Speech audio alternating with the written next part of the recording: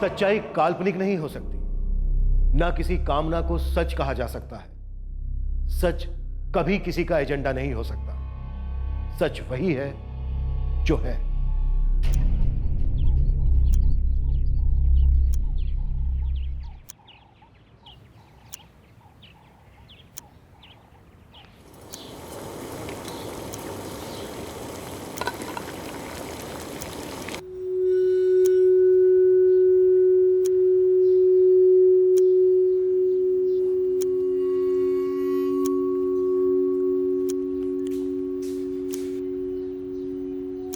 Good morning बाबा।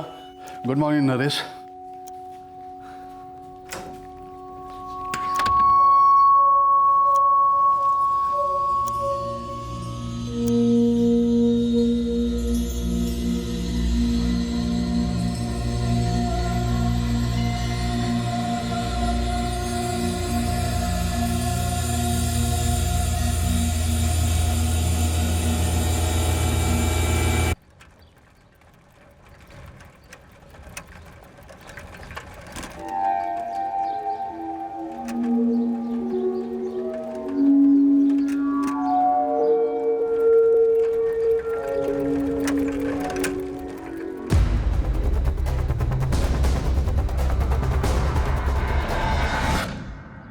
Accident कैसे हुआ ये मुझे नहीं पता। मैं जब उधर से आ रहा था तो वो आदमी वहाँ घायल पड़ा हुआ था। आप सब लोगों में से इस आदमी को कोई नहीं पहचानता? पहचानता तो नहीं हूँ, लेकिन उसे अक्सर मॉर्निंग वॉक करते हुए देखा है। डेली आता है। हाँ साहब, हमने भी कई बार देखा है, लेकिन वो बंदा कौन है और कहाँ रहता है ये मुझे नहीं पता। सर, फोन में सिक्योरिटी कोड लगा हुआ है। एक कांस्टेबल अपने साथ लेकर जाओ और आसपास की जितनी भी हाउसिंग कॉलोनीज है सब में जाकर पता करो। जी सर। जाओ। नवीन, और आप सब लोग भी अपनी सोसाइटी में, आसपास की सोसाइटीज में इस आदमी के बारे में पता कीजिए। तब तक हम इस फोन को अनलॉक करने की कोशिश करते हैं।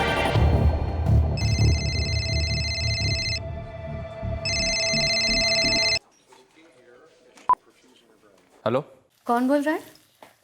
नरेश कहाँ है? नरेश? आप नरेश की मदर बोल रही हैं? हाँ, तुम कौन? नरेश को फोन दो। मैडम, मैं सब इंस्पेक्टर ओमकार वर्मा बोल रहा हूँ। आपके बेटे नरेश का शायद एक्सीडेंट हुआ है। कैसे? नरेश हमें शंकर मार्ग पर बेहोश पड़ा हुआ मिला था। हम उसे यहाँ डीएन दामोदर हॉस्पिटल लेकर आए हैं। अर्पिता, तेरे नरेश भैया का शायद एक्सीडेंट हुआ है। क्या? कैसे? कहाँ है नरेश भैया? कंडीशन बहुत क्रिटिकल है, सीवियर हेड इंजरी है। हेड इंजरी है इतना देखा मैंने डॉक्टर। शायद कहीं टकरा कर गिरा हो या फिर किसी स्पीडिंग व्हीकल से एक्सीडेंट हुआ हो। एक्सीडेंट तो बिल्कुल नहीं है। क्या? सर के पीछे किसी भारी चीज़ से वार किया गया बार बार, और फुल बॉडी पर जैसे जम के पिटाई के निशान भी है। ये अटैक है। अटैक? पर क्यों? किसने किया? देवेंद्र जी, फिलहाल तो हमें कुछ नहीं पता, लेकिन इस बात का हम पता लगा कर रहेंगे और बहुत जल्द। लेकिन कोई क्यों हमारे नरेश पर हमला करेगा? अब ये तो आप ही लोग बता सकते हैं हमें कि ऐसा क्या कारण हो सकता है जिसकी वजह से नरेश पर इस तरह से हमला किया गया।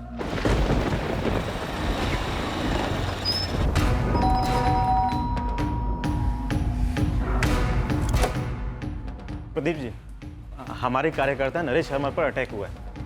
क्या? कहाँ? मॉर्निंग वॉक पे घेर लिया सालों ने, बहुत पीटा है उसे। कैसा नरेश? सीरियस है, डीएम दामोदर हॉस्पिटल में एडमिट है। एक काम करो, सारे कार्यकर्ताओं को इकट्ठा करो और हॉस्पिटल पहुंचो, हम आते हैं वहीं पर। सर, हम क्राइम सीन पर दोबारा आए हैं रीचेक के लिए। कोशिश करें पता करने की, किसी और ने शायद कुछ देखा हो। ठीक है ओमकार, लगे रहो, मैं हॉस्पिटल पहुंच रहा हूं। विक्टिम जन जागृति पार्टी का कार्यकर्ता है। उनके एमएलए प्रदीप जी का मुझे कॉल आया था। आरोपों की गोलियां चलने लगी है। प्रदीप जी, हमें भी बस उतना ही मालूम है जो पुलिस ने हमें बताया। शंकर मार्ग पर नरेश बेहोश मिला किसी आदमी को, उसी ने पुलिस को फोन करके बुलाया। देवेंद्र जी, हमारे बुजदिल अपोजिशन वालों ने अपनी औकात दिखाई है नरेश पे इस तरह हमला करके, लेकिन आप बिल्कुल चिंता मत करिए, नरेश पूरी तरह ठीक होकर वापस आएगा। प्रदीप जी, हमारी एक टीम शंकर मार्ग पर मौजूद है। वो लोग सबूत इकट्ठा कर रहे हैं। हमलावर प्रोग्रेसिव फ्रंट पार्टी के गुंडे हैं इंस्पेक्टर साहब। आप इनके लीडर रमाकांत दीक्षित को उठवाइए, ये उसके ही बंदों का काम है। जैसे ही नरेश को होश आता है हम उसका स्टेटमेंट लेंगे और तुरंत एक्शन लिया जाएगा। जब तक हमारे नरेश को होश आएगा और आप एक्शन लेंगे ना, तब तक रमाकांत एक्शन ले चुका होगा, भगा चुका होगा अपने बंदों को कहीं और। अभी मौका है, वक्त है, वेस्ट मत कीजिए। सर जी। क्या हुआ शब? नरेश नहीं रहा।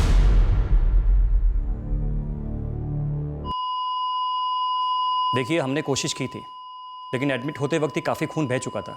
जब व्हीलिंग किया तो ऑपरेशन थिएटर में, तभी मैंने कहा था कि पेशेंट काफ़ी क्रिटिकल है। तो हमारे एक और कार्यकर्ता का कत्ल कर दिया उन लोगों ने। अराजकता की नई मिसाल पेश कर रहे हैं और आपसे कुछ हो नहीं रहा। लगता है अब सब कुछ हमें ही करना होगा। हमारी प्रिलिमिनरी इन्वेस्टिगेशन पूरी हो जाने दीजिए, हम ये मामला हैंडल कर सकते हैं। ये हैंडल वैंडल होने वाला मामला नहीं है अतुल जी। मैं कह रहा हूं अभी जाकर आप रमाकांत दीक्षित को अरेस्ट कीजिए। उसके गुंडे हमारे कार्यकर्ताओं को चुन चुन कर मार रहे हैं। डिपार्टमेंट में जितने भी ऑफिसर्स ने लीव एप्लीकेशन दी है सब कैंसिल कर दो और सबको बंदोबस्त ड्यूटी पर लगा दो। एक भी सेंसिटिव एरिया छूटने ना पाए। मैं रमाकांत दीक्षित से बात करता हूँ। सर, हमने अपनी प्रिलिमिनरी इन्वेस्टिगेशन शुरू कर दी है और मैंने प्रदीप जी को भी कन्विंस कर लिया है कि बॉडी का पोस्टमार्टम करवाना ही पड़ेगा।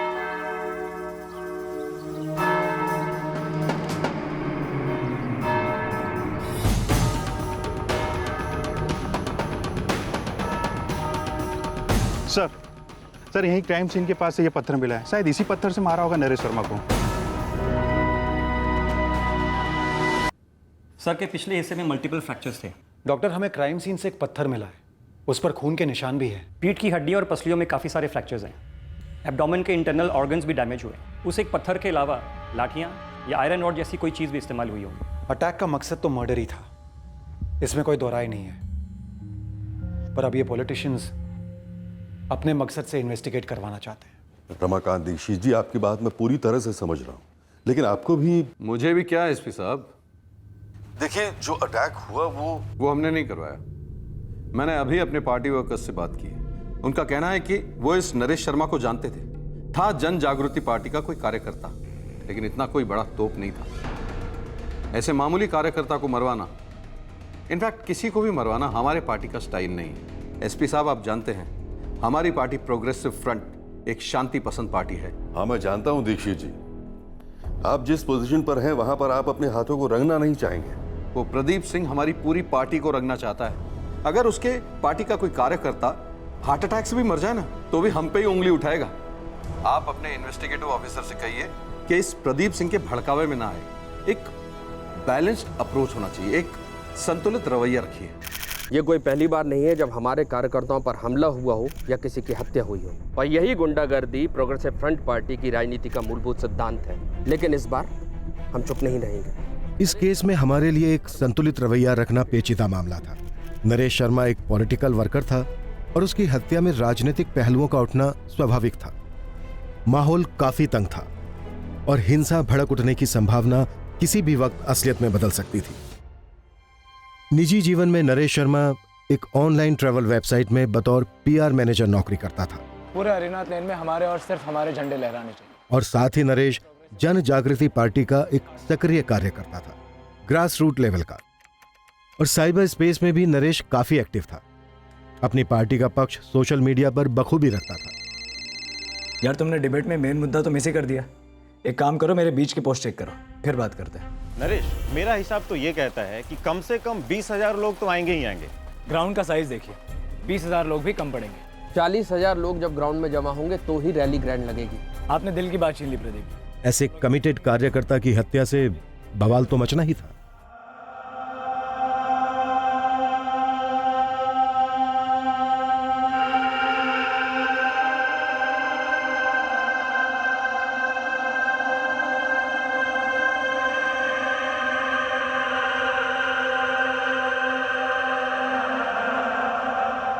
अनिल, तू डर मत। सीधे सीधे हमें बता दे तूने वहां और क्या देखा था। वो आदमी वहाँ बेहोश पड़ा था साहब। इतना देखकर मैंने आपको कॉल किया था बस। किसी को भागते देखा था वहां से? नहीं। किसी को कुछ फेंकते हुए देखा था, जैसे कि कोई पत्थर वगैरह? नहीं साहब, मैंने कोई ऐसा पत्थर वगैरह नहीं देखा। साहब, मुझे तो लगता है ना कि मैंने आपको फ़ोन करके बहुत बड़ी गलती कर दी। तूने कोई गलती नहीं की। तूने जो किया एकदम सही किया। क्या सही किया साहब? अब सारे पॉलिटिक्स वाले मेरी जान के पीछे पड़ जाएंगे। कुछ नहीं होगा तुझे, बस तू हमें सच सच बता दे, तूने वहां और क्या देखा था? साहब खबरों का एक पत्ता तक नहीं हिल रहा है। किसने किया, कैसे निकल गए, कुछ पता नहीं चल रहा है। और मॉर्निंग वॉक के वक्त भीड़ तो अच्छी खासी होती है, लेकिन लोगों की ऐसी पड़ी है, कोई मुंह नहीं खोल रहा है। ये रमाकांत दीक्षित की प्रोग्रेसिव फ्रंट पार्टी पे जो आरोप लगा रहे हैं प्रदीप जी, उसका क्या? प्रोग्रेसिव फ्रंट पार्टी के कुछ लड़कों को जानता हूं मैं सर, उनसे बातचीत हुई तो वहां भी सब लोग यही सोच रहे हैं कि इस नरेश शर्मा को किसने टपका दिया। सर नरेश के क्रियाक्रम में तकरीबन 700-800 लोग थे। दबी दबी बदले वाली नारेबाजी भी हो रही थी। जन जागृति पार्टी वालों ने कल बंद का ऐलान किया है। उन्हें जो करना है वो करे, हम तैयार रहेंगे। ओमकार एक काम करो, शंकर मार्ग के आसपास जितने भी एस्टैब्लिशमेंट्स हैं, जिन जिन के पास सीसीटीवी कैमरास हैं, उनसे फुटेज निकलवाओ। हमला करने वाले या वालों की कोई ना कोई मूवमेंट हमें जरूर मिलेगी और उसके बाद ही हम तय कर पाएंगे कि ये एक पॉलिटिकल मर्डर है या फिर कुछ और। एसपी साहब, प्रोग्रेसिव फ्रंट वाले एक भी बंदे को तो आप लोगों ने गिरफ्तार किया नहीं अब तक, और हम तो शांति की उम्मीद करते हैं। प्रदीप जी, अगर शांति नहीं रहेगी तो हम अपना काम कैसे करेंगे?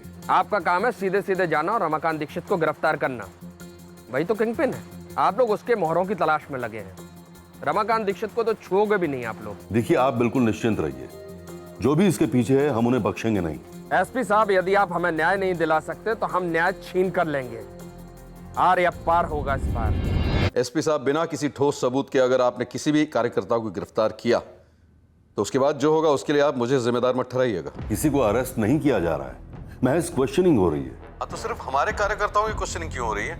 मैं आपसे पहले भी कह चुका हूं, एक तो ये नरेश शर्मा हमारे लिए बहुत ही मामूली था, और दूसरी बात, हमारी पार्टी को बदनाम करने के लिए प्रदीप अपने भी आदमी तो मरवा सकता है ना। हम संभावना को टटोल रहे हैं दीक्षित जी। तो जब तक सारी संभावनाएं टटोली न जाए, आप मेरे किसी आदमी को छुएंगे नहीं। आप मेहरबानी करके हम पर इस तरह की शर्तें न डालें। हम कोई शर्तें नहीं डाल रहे हैं एसपी साहब, सिर्फ आपको याद दिला रहे हैं कि हमारी पार्टी प्रोग्रेसिव फ्रंट एक शांति पसंद पार्टी है। अगर इस हत्या का बेबुनियाद आरोप हम पर लगाया जाएगा तो ये न इस शहर के लिए अच्छा होगा और न ही आप लोगों के लिए।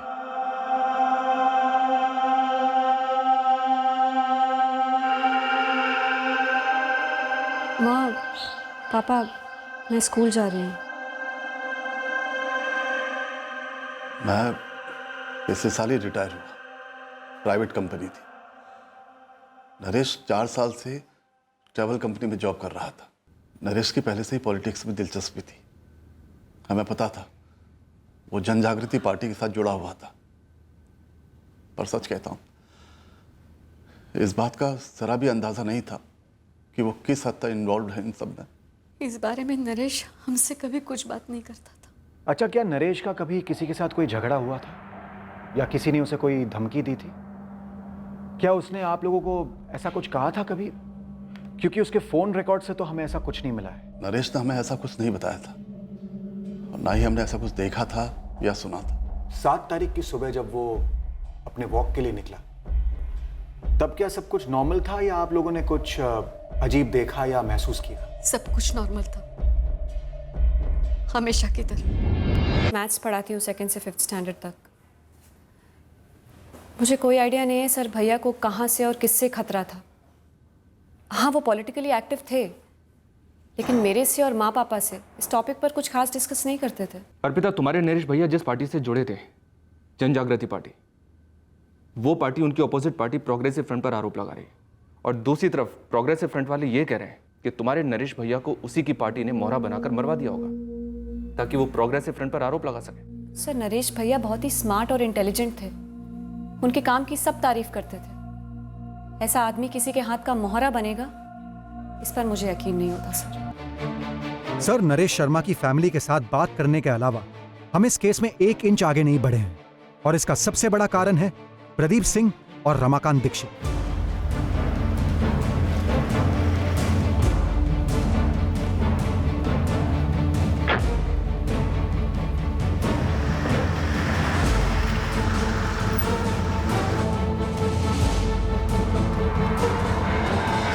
सर, हर रोज दोनों पार्टी के बाहुबली धमक जाते हैं और अपनी प्राइवेट इन्वेस्टिगेशन के बेसिस पर एक नई सस्पेक्ट लिस्ट थमा जाते हैं। और उनकी तसल्ली के लिए अगर हम 2-4 लोगों की क्वेश्चनिंग कर भी लेते हैं सर, तो भी 0 इन्फॉर्मेशन निकलती है। क्या आप लोग क्लियर है कि ये एक पॉलिटिकल किलिंग नहीं है? सर, हम दावे के साथ तब तक कुछ नहीं कह सकते जब तक हम इस इन्वेस्टिगेशन में डीप नहीं जाते, और हम तब तक डीप नहीं जा सकते जब तक हम पर यह पॉलिटिकल प्रेशर बना रहेगा। तो प्लान ऑफ एक्शन क्या है तुम्हारा? सर, मैं एक प्रेस कॉन्फ्रेंस बुलवाकर सब कुछ क्लियर कर देना चाहता हूं कि इस मर्डर के पीछे कोई पॉलिटिकल एंगल वैंगल नहीं है। और हम दूसरे एंगल्स प्रोब कर रहे हैं। नो अतुल, नो, तुम ऐसा कुछ भी नहीं करोगे। प्रेस कॉन्फ्रेंस बिल्कुल नहीं होनी चाहिए, सोशल मीडिया पर भी कुछ नहीं। हो सकता है मामला और भड़क जाए और बैठे बैठे कम्युनल प्रॉब्लम सर पर आ जाए। हमें इस मामले की तह तक जाने के लिए इस पॉलिटिकल प्रेशर से बाहर निकलना ही होगा, नहीं तो हम उनके कहने पर इसी तरह गोल गोल नाचते रहेंगे। हमें कोई दूसरा रास्ता इख्तियार करना होगा। 2 टीम्स एक ही केस पर काम करेंगी, ये सही रहेगा सर। अभय, तुम और ओमकार एक साथ मिलकर इस केस के सारे एंगल्स को अच्छी तरह एक्सप्लोर करोगे। सर। I told you. जी सर। चूंकि तुम प्रदीप सिंह और रमाकांत दीक्षित के साथ डील करते आए हो, तुम उन्हें एंगेज करते रहो और देखो पॉलिटिकली कोई रिमोट सा भी एंगल बनता है या नहीं। Okay sir. इस तरह हम शहर में टेंशन को भी काबू में रखेंगे और केस में भी आगे बढ़ते रहेंगे। जिसने भी नरेश शर्मा को मार डाला है उस अटैकर को ट्रैक डाउन करके ही दम लेंगे। Alright sir.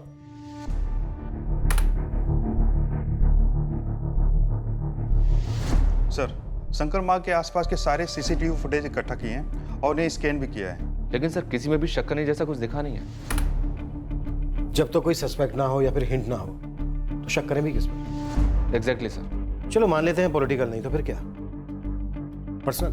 फैमिली से बात की हमने सर, लेकिन ऐसा कुछ मिला तो नहीं। प्रॉपर्टी डिस्प्यूट या ऐसा ही कुछ?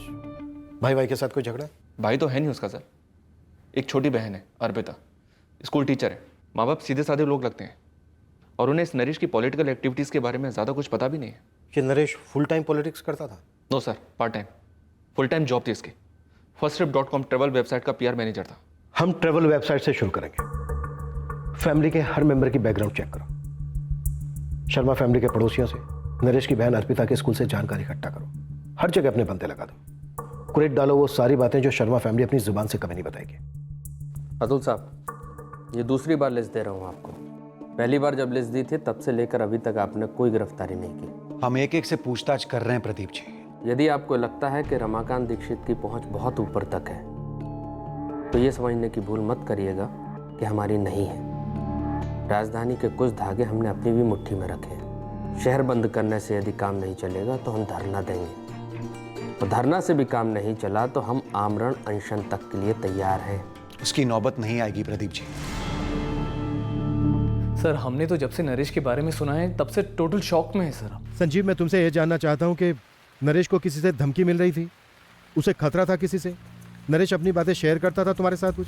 नहीं सर, फ्रैंकली बताओ तो ऑनलाइन ही हमें नरेश का पॉलिटिकल साइड दिखाई देता था, क्योंकि उसके ज़्यादातर पोस्ट पॉलिटिकली होते थे। लेकिन संजीव, ये मर्डर साइबर स्पेस में नहीं, दिन दहाड़े हुआ है, मॉर्निंग वॉक के रास्ते पर, रियल लाइफ में, ऑफलाइन। नरेश अपनी प्राइवेट लाइफ काफ़ी प्राइवेट रखता था। इनफैक्ट हमें तो अभी जाकर पता चला कि वो ये पॉलिटिकल रैलीज वगैरह में पर्सनली जाता था। लेकिन एक बात नोटिस की थी मैंने सर, पिछले कुछ 2-3 महीनों से वो थोड़ा डिस्टर्ब सा रहता था। किस बात को लेकर? ए लक्ष्मी, इतने सालों से तू नरेश के यहाँ साफ सफाई कर रही है और तुझे उनके घर के अंदर की गंध नहीं मालूम? मैं हमेशा अपने काम से काम रखती हूँ। बाप देवेंद्र और बेटे नरेश के बीच कोई अनबन? नहीं। माँ बेटे के बीच कुछ? ना। भाई बहन के बीच? ना। हाँ, लेकिन बहन अर्पिता और उसके पति के बीच अनबन थी। तो ये नरेश की बहन अर्पिता शादीशुदा है? थी, अभी अलग हो गई है। अभी ये नाम वाम मत पूछना मुझसे, ये मुझे नहीं मालूम, मैंने तो उसे कभी देखा तक नहीं। सर, मैंने बोला ना, नरेश बड़ा ही प्राइवेट किस्म का आदमी था। ऑफिस में कोई लड़की वड़की का चक्कर? नहीं सर, अगर ऐसा कुछ होता तो ऑफिस में किसी न किसी को तो पता चल ही जाता। नरेश को तुमने कभी पूछा नहीं कि किस बात को लेकर वो परेशान है? पूछा था सर।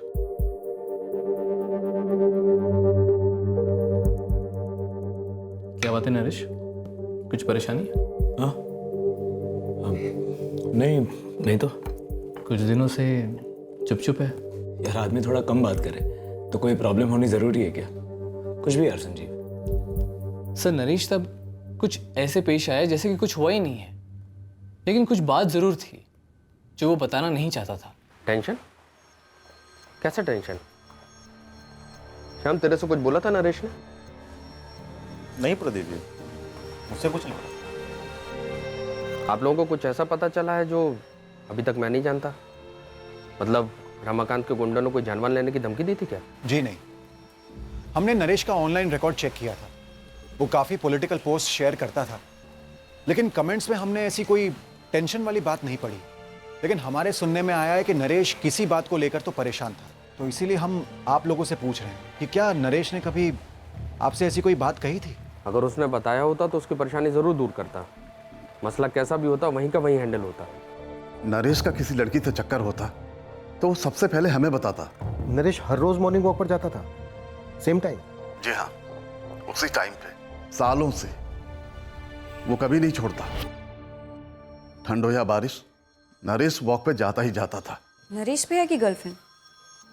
नहीं नहीं सर, अगर ऐसा कुछ होता तो वो सबसे पहले घर पे बताते। तो फिर नरेश किस बात को लेकर डिस्टर्ब रहा होगा? वही तो मैं भी सोच रही हूँ सर। अर्पिता, क्या नरेश को तुम्हारा और तुम्हारे पति धीरज का डिवोर्स खटक रहा था? मेरा डाइवोर्स भैया को खटक रहा था, पर क्यों? ये जगतपुर थाने में एक पुलिस कंप्लेंट है 2014 की। खैर अब तो फाइल क्लोज्ड है, पर उन दिनों तुमने अपने पति धीरज नागपाल के खिलाफ शिकायत दर्ज करवाई थी और उसके बाद तुमने अपने पति धीरज से डिवोर्स फाइल किया। हाँ हाँ सर, मुझे मालूम है मैंने डाइवोर्स कब फाइल किया और क्यों, लेकिन ये 2 साल पुरानी बात है ना, और 2 साल पुरानी बात को लेके भैया अभी क्यों परेशान होते? आपको क्या लगता है, क्या धीरज ने 2 साल पहले की बात के लिए नरेश पर हमला करवाया होगा? पुलिस कह रही है नरेश एक अरसे से डिस्टर्ब था। कहीं नरेश से दोबारा उस धीरज से झगड़ा तो नहीं कर लिया था? 2 साल मेंटली टॉर्चर किया मेरी बहन को, उस पर हाथ उठाया तूने। तेरी हिम्मत कैसे हुई धीरज? आवाज नीची नरेश, ये घर है मेरा, तेरी पार्टी की रैली नहीं है। तो तेरी बहन को ना हर बात बहुत बढ़ा चढ़ा के बोलने की आदत है। एक काम कर, अपने साथ साथ पॉलिटिक्स में ज्वाइन करवा ले उसे। अगर अर्पिता अपने पति और ससुराल वालों के साथ नहीं बना पाती तो इसका यह मतलब नहीं कि आप बेमतलब उन पर कीचड़ उछालो। देखिए देवेंद्र जी, शादी को सिर्फ 2 साल हुए हैं और 2 साल का अरसा क्या होता है? अरे उतार चढ़ाव तो अभी शुरू हुए हैं। और देखिए आपकी बेटी अर्पिता को भी जरा समझदारी से काम लेना चाहिए। सुबोध जी, नरेश और मैंने एक एक पाई जुटाकर आपकी सारी डिमांड पूरी की थी शादी में। जो हमसे बन पाया वो हमने अर्पिता और आपको दिया। अब कार खरीदने के लिए आप लोग पैसों की मांग कर रहे हैं, ये कहां की समझदारी हुई? 2 साल तुम लोगों ने छला है मेरी बहन को। अगर अर्पिता ने मुझे तभी बता दिया होता ना तो सब कुछ तभी के तभी सेटल कर देता मैं। अच्छा, कैसे करता सेटल? रोकड़ा रखता हमारे सामने? नहीं, बीच बाजार में तुम सबकी नाक रगड़ करना 2 चमाट लगाता मैं। दहेज ये लफ्ज तेरे मुंह पर भी नहीं आता कभी। जिस आसमान में तू उड़ रहा है ना पॉलिटिक्स के, वो हमारे सामने मत दिखा। तू 2 लगाता ना, बदले में 4 देता मैं भी तुझे। अरे चुप कर नामर्द साले, कायर डरपोक। मुझसे डायरेक्ट आंख मिलाकर भीख मांगने की हिम्मत नहीं हुई तेरी तो मेरी बहन पर हाथ उठाया। बस भी करो, अब मेरी बात ध्यान से सुनो। या तो हम समझौता कर सकते हैं, सेटल कर सकते हैं, या आपकी बेटी पूरी जिंदगी बड़ी तकलीफ में रहने वाली है। तकलीफ में तो वो यहां 2 साल से थी सुबोध जी, आपके घर में। आप घर के बड़े हैं, आपके सामने मेरी बेटी आपके बेटे के हाथों पिटती रही और आपने उसे रोका नहीं। अर्पिता इस हद तक परेशान हो गई है ना कि वो आपके घर में एक कदम भी नहीं रखना चाहती। बस अब हमें कोई समझौता नहीं करना है। देखिए ससुर जी, मैं कोई पहला आदमी नहीं हूं बिरादरी में जिसका गुस्से में हाथ उठ गया हो, लेकिन अब आपकी बेटी अहंकार दिखा रही है मुझे। मेरी बहन खुद की इज्जत करने लगी तो तुझे अहंकार लगता है। अब तुम मेरा अहंकार देख, क्या हर्ष करता हूं मैं तुम सबका। पुलिस ने मुझसे भी यही बात पूछी थी पापा। पर क्यों अर्पिता? मेरी तो कुछ समझ में ही नहीं आ रहा।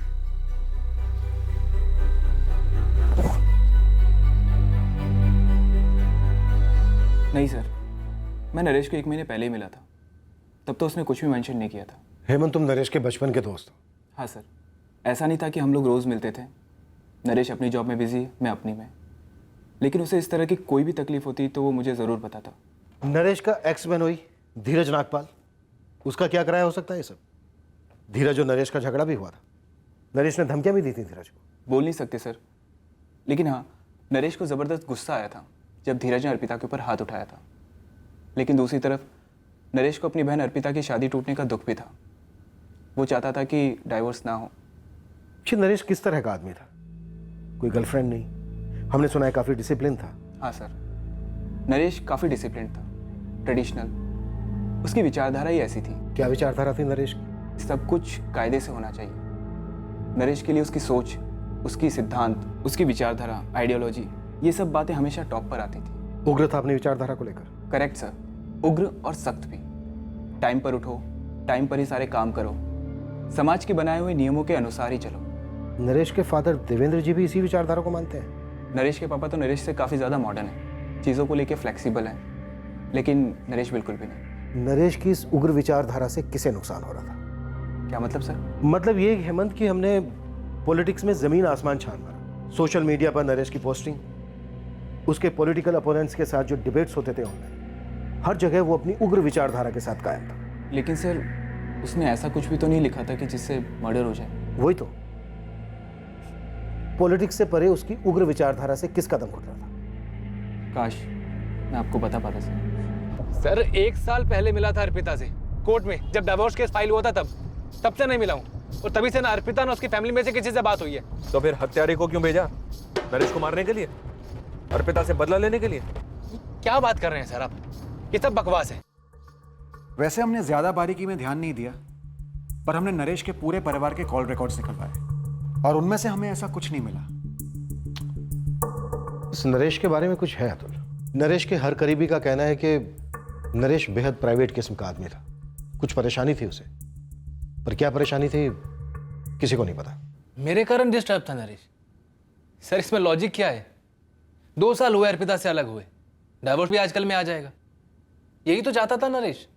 पर धीरज, तुम शायद बदला चाहते थे, उस जिल्लत का जो तुमने भुगती थी नरेश की धमकियों की वजह से। इतनी पुरानी बात, वो तो कब का खत्म हो चुका था। अर्पिता ने तुम्हारे खिलाफ घरेलू हिंसा का केस वापस ले लिया, क्यों?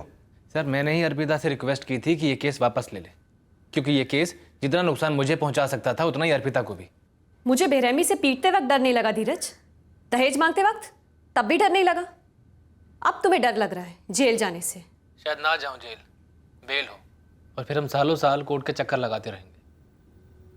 अर्पिता मेरी जॉब में प्रॉब्लम होगी, और तुम्हें भी बार बार कोर्ट जाने में खुशी नहीं मिलेगी। तुम्हारे घर में भी मुझे कोई खास खुशी महसूस नहीं होती थी जब तुम सब मिलकर मेरा खून पीते थे। मैं सबकी तरफ से और खासकर मेरी तरफ से हाथ जोड़ के तुमसे माफी मांगता हूँ। प्लीज ये केस वापस ले लो। डिवोर्स के जो भी टर्म्स होंगे मैं बिना पढ़े कबूल कर लूंगा। प्लीज तुम ये केस वापस ले लो। कोर्ट जाने में किसी का फायदा नहीं है। अर्पिता तो केस वापस लेने के पक्ष में बिल्कुल नहीं थी, तो नरेश ने अर्पिता को समझाया, तब जाके अर्पिता ने केस विड्रॉ किया।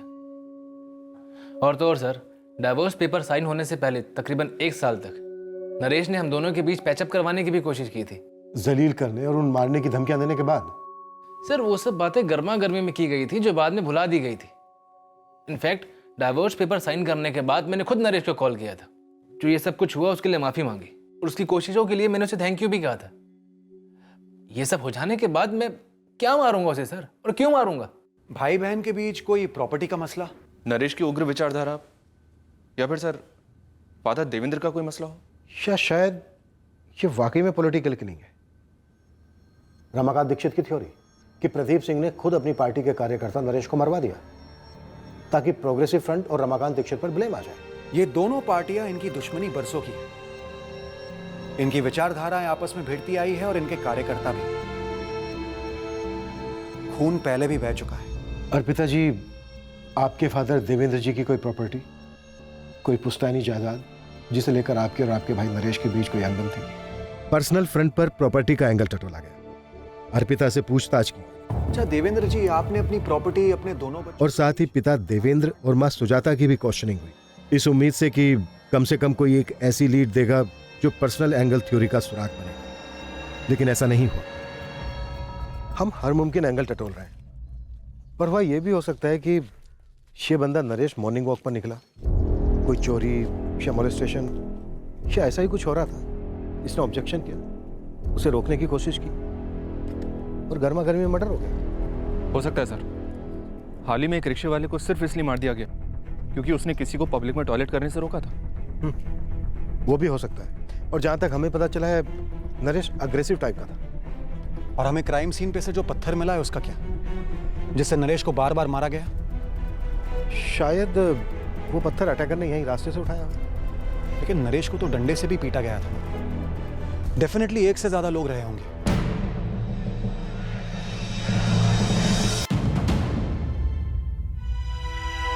नरेश शर्मा मर्डर केस अब एक ऐसा अटैक का केस लगने लगा जो शायद रास्ते पर इत्तेफाक से किसी झड़प के कारण हुआ हो।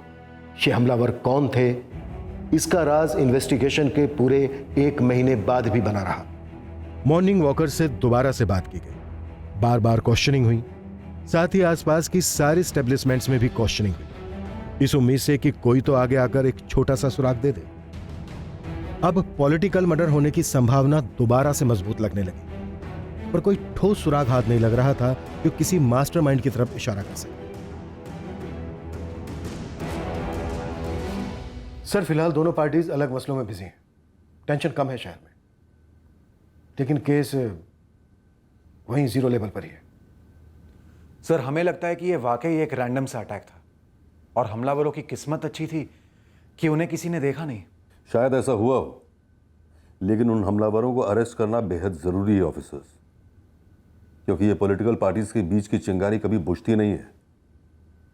पता नहीं कब पलटवार प्लान करेंगे ये जन जागृति पार्टी वाले। सर, वैसे तो हर पर्सनल एंगल को टटोला गया है, लेकिन एक सवाल का जवाब अभी तक नहीं मिला है।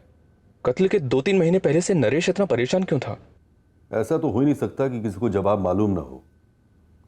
कोई जानबूझकर बोल नहीं रहा है, और यही शायद तुम लोगों की नीड है। बेहद प्राइवेट किस्म का था ये आदमी, नरेश शर्मा। इसकी लाइफ में बस 3 ही लोग थे, माँ, बाप और छोटी बहन अर्पिता। क्या उन तीनों के रास्ते का कांटा बन गया था नरेश? क्या वो तीनों नरेश को अपने रास्ते से हटाना चाहते थे? क्योंकि वो तीनों चुप हैं, राइट? ये खामोशी शायद कुछ कह रही है ऑफिसर्स। नरेश शर्मा के परिवार के तीनों सदस्यों को एक बार फिर रडार में लाया गया। उनकी हर मूवमेंट बारीकी से स्टडी की गई। इन तीनों का अलग अलग लोगों के साथ मिलने जुलने में से ही इस केस का पहला ब्रेक थ्रू सामने आया।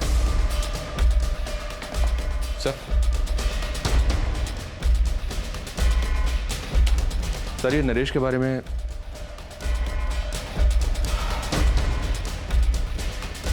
ओमकार, ये कैसे छूट गया हमसे? जी, मैं घर पर ही हूँ। अर्पिता जी, हम चाहते हैं कि आप अभी इसी वक्त हमारे थाने आ जाएं। क्या है ये? पढ़ लीजिए। मतलब क्या है सबका? क्या लिखा है? पढ़िए पढ़िए अर्पिता जी। वो वॉक के लिए निकल चुका है। कौन वॉक के लिए निकल चुका है? वही जो कभी मॉर्निंग वॉक मिस नहीं करता, आपके नरेश भैया। जी नहीं। 7 जुलाई को 6:35 पर यह मैसेज आपने चैट ऐप से विक्रम प्रसाद को भेजा। और हम जानते हैं ये विक्रम प्रसाद आपके स्कूल में एडमिन ऑफिसर है। हम और भी बहुत कुछ जानते हैं अर्पिता जी।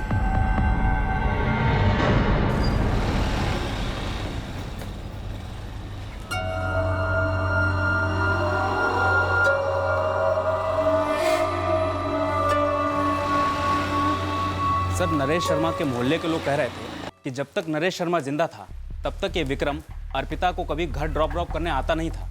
अब आता है बिंदास, इसीलिए मुझे लगा कुछ होगा शायद। एक्चुअली सर, अर्पिता के फोन रिकॉर्ड्स में विक्रम का नंबर दिखा तो था, लेकिन विक्रम का लिंक नरेश के मर्डर के साथ होगा तब ऐसा लगा नहीं था। हमने पहले आपके चैट ऐप के डिटेल्स निकलवाए नहीं थे। तो कहिए अर्पिता जी, क्या वजह थी कि आपने ये इंफॉर्मेशन अपने स्कूल के एडमिन ऑफिसर विक्रम प्रसाद के साथ शेयर की कि आपके नरेश भैया सुबह 6:35 को वॉक के लिए निकलने वाले हैं, और उसके चंद मिनटों बाद ही आपके नरेश भैया पर जानलेवा हमला हुआ? सर, विक्रम प्रसाद को अरेस्ट कर लिया हमने। सर, विक्रम ने तो चुपचाप घुटने टेक दिए, लेकिन इसके छोटे भाई आशीष ने हल्की सी कोशिश की सुपरमैन बनने की, पर छोटी सी चेस के बाद वो भी हमारे हाथ में आ गया। देवेंद्र और सुजाता शर्मा को शॉक लगा ये जानकर कि उनकी अपनी बेटी उनके बेटे की मौत का कारण है। एक बहन एक भाई के कत्ल के पीछे थी। नरेश शर्मा के मर्डर में दूर दूर तक कोई पॉलिटिकल एंगल नहीं था। धीरज ने वादा किया है अर्पिता, फिर कभी हाथ नहीं उठाएगा तुम पर। अपनी गलतियों को सुधारना चाहता है वो। कितनी बार कहूँ नरेश भैया, मुझे धीरज के साथ एक और सेकंड नहीं बताना। डाइवोर्स के लिए फाइल कर रही हूँ मैं। नरेश, इस मामले में मैं अर्पिता के साथ हूँ। पापा, 2 साल कम नहीं होते, पूरे 2 साल अर्पिता ने चू तक नहीं की। क्यों नहीं बताया हमें कि क्या चल रहा था वहां पर? बात तब के तब सही कर देते, बात यहाँ तक पहुँचती नहीं। तो क्या मैंने कोशिश नहीं की एडजस्ट करने की? अरे मैं नहीं चाहती थी कि अपना दुखड़ा लेके मायके आऊँ। मेरी भी अपनी गरिमा है, इज्जत है। मैंने सहन किया, लेकिन जब बर्दाश्त के बाहर हो गया अपने घर आ गए। लेकिन आप सब पे बोझ नहीं बनूंगी मैं, अपने पैरों पे खड़ा होना है मुझे।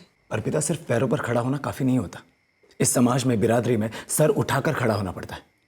इस डिवोर्स के बाद ना तुम्हारे लिए वो आसान नहीं होगा। भैया वो मैं अपना देख लूँगी, जो भी प्रॉब्लम्स आएंगी मैं उनके साथ डील कर लूँगी। ये जो तुमने स्कूल में जॉब पकड़ा है, सिर्फ ये बात साबित करने के लिए ना कि तुम अपने पैरों पर खड़ी हो सकती हो। हाँ और ना। हाँ इसलिए क्योंकि मैं अपने पैरों पर खड़े होना चाहती हूँ, इस घर में कुछ कंट्रीब्यूट करना चाहती हूँ। और ना इसलिए भैया क्योंकि मुझे आपको कुछ साबित वाबित नहीं करना है। मेरे लिए बस मेरी फ्रीडम, मेरी सेल्फ रिस्पेक्ट काफ़ी है। रिस्पेक्ट सबकी बनी रहेगी अर्पिता, अगर तुम धीरज के साथ सुलह कर लोगी। मैंने धीरज को डाइवोर्स पेपर्स भेज दिए हैं भैया।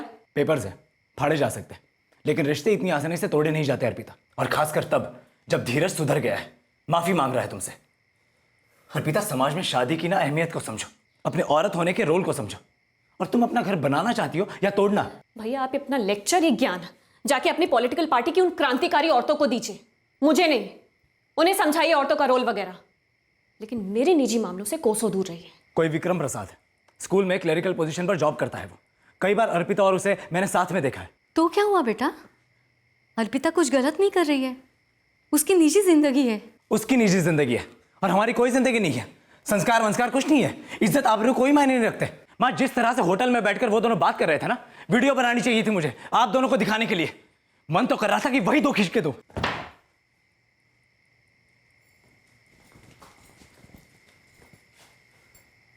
हाँ, मेरा और विक्रम का रिलेशन है। बेटा वो जूनियर क्लर्क है। मैं स्कूल टीचर हूँ, मेरी अपनी डिग्निटी है।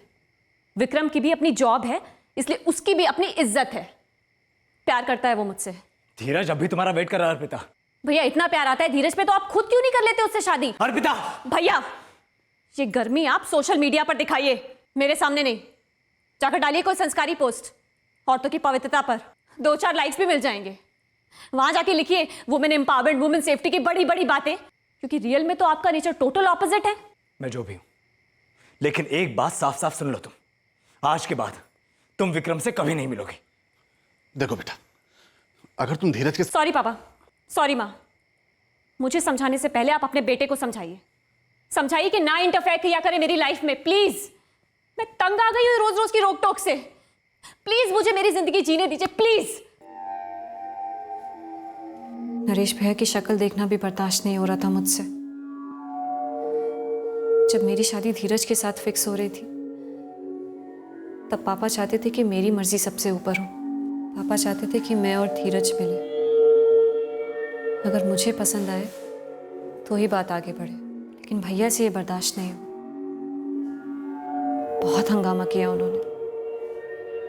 कहा कि अर्पिता को मिलने की क्या जरूरत है, सब ठीक तो है, बस जल्दी से फिक्स कर दो। लेकिन जब मेरे और विक्रम के रिश्ते को तोड़ने पर तुल गए, कुछ टूट सा गया मेरे अंदर। बस बर्दाश्त नहीं कर पा रही थी मैं। तो इस मर्डर का प्लान 7 जुलाई से काफी पहले बना था? जी।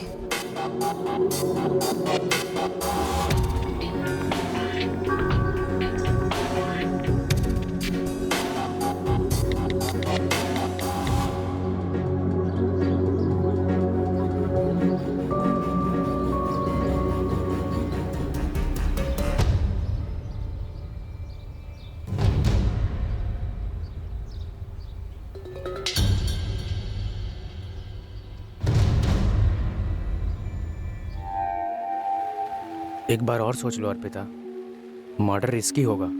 विक्रम, यही एक तरीका है भैया की दखल अंदाजी और उनकी दादागिरी से छुटकारा पाने का। वैसे एक बंदा है पेशेवर, मैंने बात की है उससे, काम तो कर देगा पर कॉस्टली होगा। कितना? 4 लाख रेट है उसका। 75,000 है मेरे पास, बाकी का मैं बाद में किश्तों में चुका दूंगी। और वैसे भी पापा शायद भैया के नाम के FDs मेरे नाम कर देंगे। मेरे पापा ने मुझे कभी इतना डोमिनेट नहीं किया जितना नरेश भैया ने। उनकी विचारधारा को हिला के रख देती थी मेरी आज़ादी। हमेशा मुझे ताना मारते रहते थे कि ये डाइवोर्स मेरी ज़िंदगी बर्बाद कर देगा। और जब मुझे विक्रम से प्यार हुआ, मैंने खुद उसे अपना लाइफ पार्टनर चुना, तो उनसे बर्दाश्त नहीं हुआ। इस विक्रम से तुम्हें सच में प्यार था या फिर अपने भैया को कुछ साबित करने के लिए ये सिर्फ एक मोहरा था? पता नहीं, शायद मोहरा था, शायद प्यार था। प्यार तो बिल्कुल नहीं था, और मोहरा तुम बनाई गई अर्पिता। इस विक्रम ने किसी पेशेवर से बात नहीं की थी तुम्हारे नरेश भैया को मारने के लिए, बल्कि इस विक्रम ने, इसके छोटे भाई आशीष ने मिलकर मारा तुम्हारे नरेश भैया को। और जो पैसे तुमने दिए थे विक्रम को, वो पैसे ये एक फ्लैट में इन्वेस्ट करने जा रहा था। कसम से बोल रहा हूँ सर, कोई सुपारी किलर नहीं था। मैंने और आशीष ने मिलकर ही अर्पिता के भाई नरेश को मारा था। हे आशीष, बोलना। अर्पिता तुम्हारे साथ रहने के लिए अपने भाई को मरवाना चाहती थी और तुमने उसी को धोखा दिया। मुझे नहीं लगता अर्पिता सिर्फ मेरे साथ रहने के लिए अपने भाई को मरवाना चाहती थी। हाँ, वो अपने आप को अपने भाई की रोक टोक से फ्री करना चाहती थी, और मुझे मौका मिला थोड़े पैसे बनाने का। ये कहना था विक्रम का कि वो भी सीरियस नहीं था तुम्हारे लिए। पर तुम्हें ऐतराज ना हो तो एक सवाल पूछूं। तुम एक बुरी शादी से बाहर निकली, सही किया, अपने पैरों पर खड़ी हुई, बहुत सही किया। फिर ये इतनी बेवकूफी वाला कदम क्यों उठा बैठी? अपने पिता का घर छोड़कर अपना खुद का नया घर बना सकती थी, विक्रम के साथ या फिर उसके बिना। घर बदलने से क्या रिश्ता बदलता सर? क्या गारंटी थी इसकी कि वो मेरे नए घर आके कोई रोक टोक नहीं करते? एक नंबर के दोगले आदमी थे वो सिग्नेचर कैंपेन्स, मोमबत्ती वाले मोर्चे, औरतों पर हुए जुल्मों पर आक्रोश, सिर्फ सोशल मीडिया और प्रेस के लिए थी ये सारी बातें। लेकिन असल जिंदगी में बहुत छोटे दिल और बड़े ईगो वाले थे नरेश भैया। देवेंद्र जी, सुजाता जी, दोनों बहन भाई के बीच के मतभेद को लेकर आप दोनों के मुंह से एक शब्द तक नहीं निकला। हमें लगा हर घर की कहानी है ये। कहानी ये मोड़ लेगी हमने कभी सोचा भी नहीं था। हमने तो हमेशा दोनों को बराबर प्यार किया, कभी भेदभाव नहीं किया, उनकी जिद भी कबूल की, उनका गुस्सा भी कबूल किया।